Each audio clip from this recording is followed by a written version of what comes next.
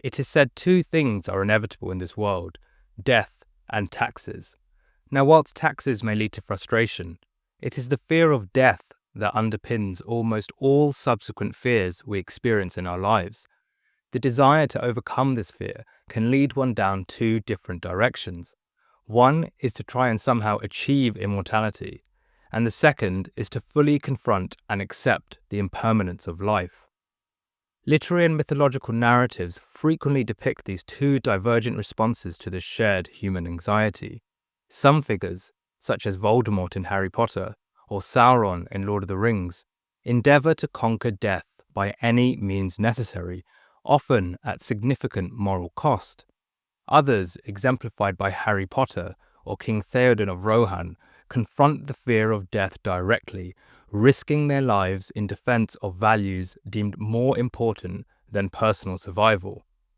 These contrasting paths reflect a deeper tension in the human psyche, whether to resist the spectre of death at all costs, or to acknowledge its reality, face it head-on, and thereby uncover a more enduring form of transcendence.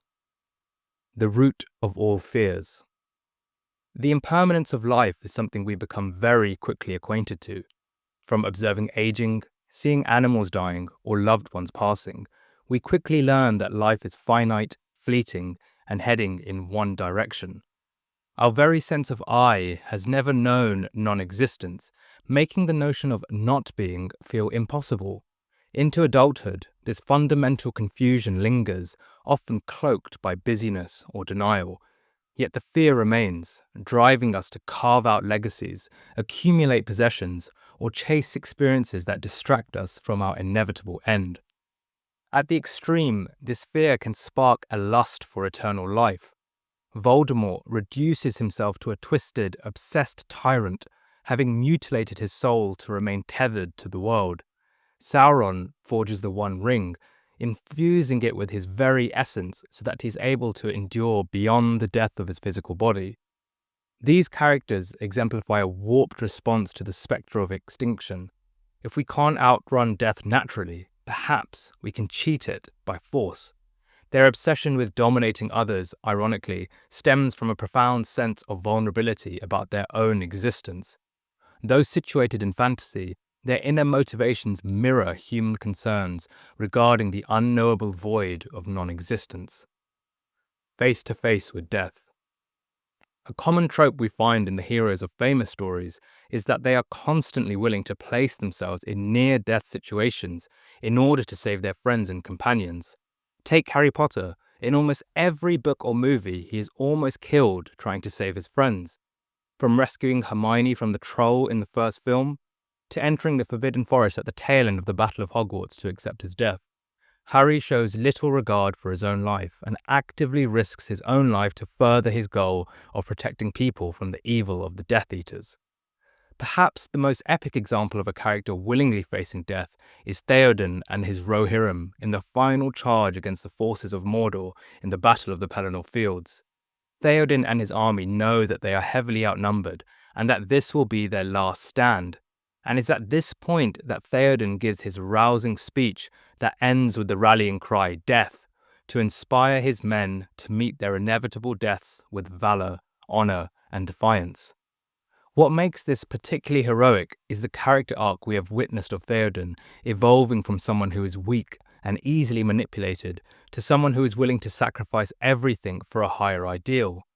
This is furthered by Theoden's final words, which are, "I go to my fathers, in whose mighty company I shall not now feel ashamed." What this shows is that the purpose of life is not to avoid death, but to use one's life to further a greater cause, even at one's own expense. Why do these moments speak so powerfully to us? Because at some level we recognize that when individuals overcome fear, especially the fear of death, they are essentially transcending their limited selves. The Elixir of Immortality, Amrit. Outside the realm of Western fantasy, many spiritual traditions grapple with the same questions of life and death. In Indic philosophy, the quest for moksha, release from the cycle of birth and death, is central. Mythologically, this pursuit is symbolized by the churning of the cosmic ocean for Amrita, the nectar of immortality. The Sanskrit root mritta means dead, and the negating prefix a yields not dead or immortal. Yet the immortality here isn't about sustaining the body indefinitely. Rather, it points to the realization that our true self, often called the Atman or Atma, exists beyond our shifting mental states and physical limitations.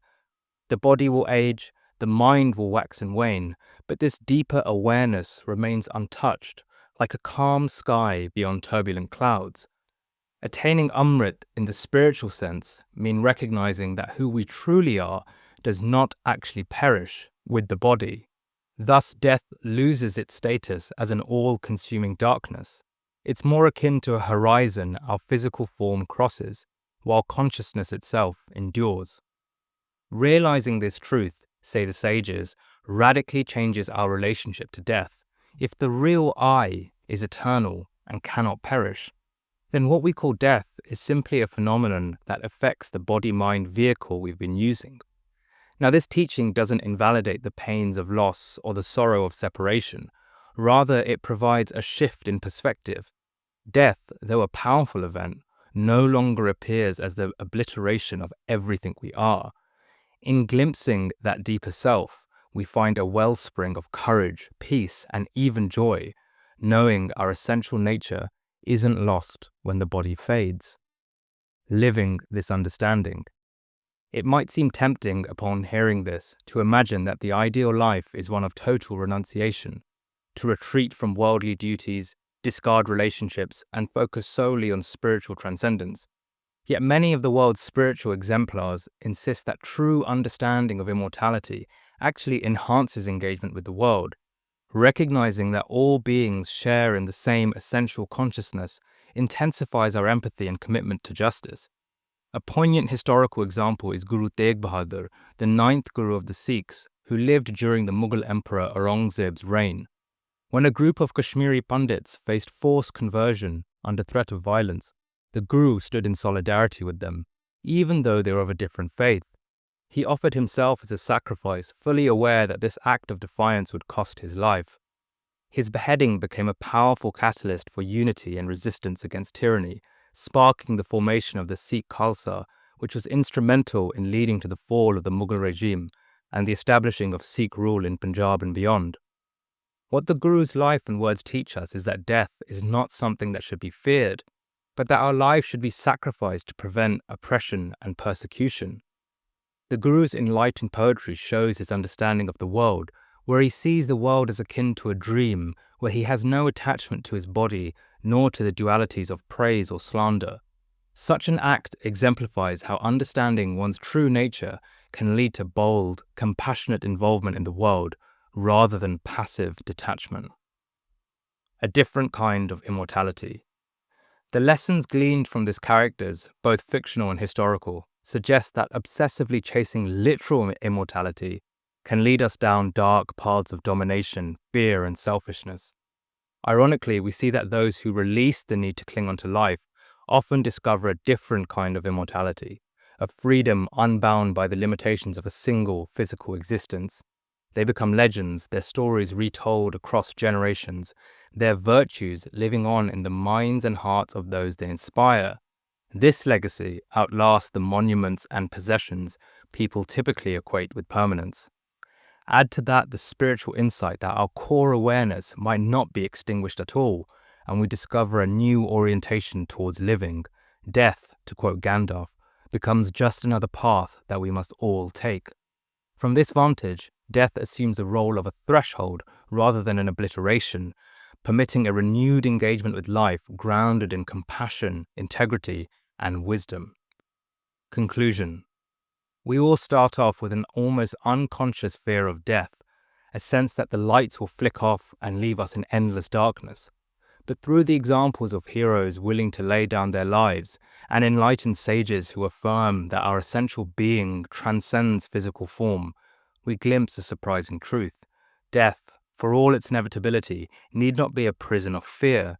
Instead, by acknowledging our own finitude, we find an unexpected doorway to liberation, one that invites greater empathy, bolder action, and deeper meaning. In the end, life's fragility can become the very reason we love wholeheartedly and stand up for what is just. And as we accept that our bodies and minds will one day perish, we awaken to our true nature that is eternal, timeless, and undying.